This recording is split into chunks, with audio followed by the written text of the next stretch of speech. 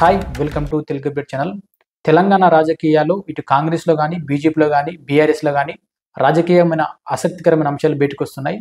ఎందుకంటే ఒకరు ఒక పార్టీ నుంచి ఇంకొకరు ఇంకో పార్టీ నుంచి వెళ్తున్నారు.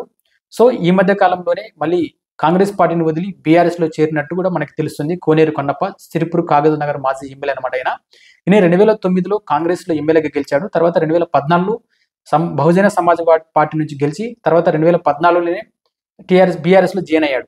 సో బీఆర్ఎస్లో జాయిన్ అయిన తర్వాత 2023లో ఆయన మళ్ళీ కాంగ్రెస్ పార్టీలోకి వెళ్ళాడు. సో అక్కడ కాంగ్రెస్ పార్టీలో మళ్ళీ ఆయనకి అక్కడ కరెక్ట్ ప్రాధాన్యత ఇవ్వలేదని చెప్పి నిన్ననే మళ్ళీ కేటీఆర్ సమక్షంలో అదేవిధంగా హరీష్ రావు సమక్షంలో కూడా ఆయన మళ్ళీ బీఆర్ఎస్ పార్టీలోకి వచ్చినట్టు తెలుస్తుంది.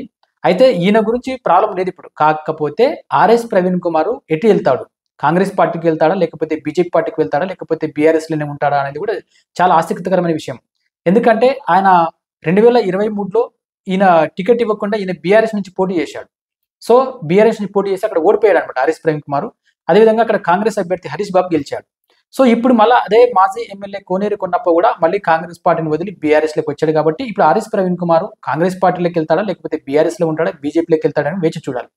ఎందుకంటే 100% ఒకవేళ ఈయనకు, ఎందుకంటే కోనేరు కొండప్ప ఏజ్ కూడా 70 సంవత్సరాలు కాబట్టి ఆయనకు పార్టీ రాబోయే రోజుల్లో మీకు ఎమ్మెల్సీ ఇస్తామని చెప్పి నచ్చజెప్పి మీరు ఎట్టి పరిస్థితుల్లో రాబోయే రోజుల్లో మన ఆర్ఎస్ ప్రవీణ్ కుమార్ని గెలిపించుకోవాలని ఒకవేళ నచ్చజెప్తే ఆయన బీఆర్ఎస్లో ఉండే అవకాశం ఉంటుంది. లేకపోతే ఇంకో 2 ఆప్షన్లు ఏముందంటే అచ్చంపేట నియోజకవర్గం కానీ అదేవిధంగా అల్లంపూర్ నియోజకవర్గాలు ఈ 2 ఎస్సీ కాన్స్టిట్యూన్సీలు అనమాట.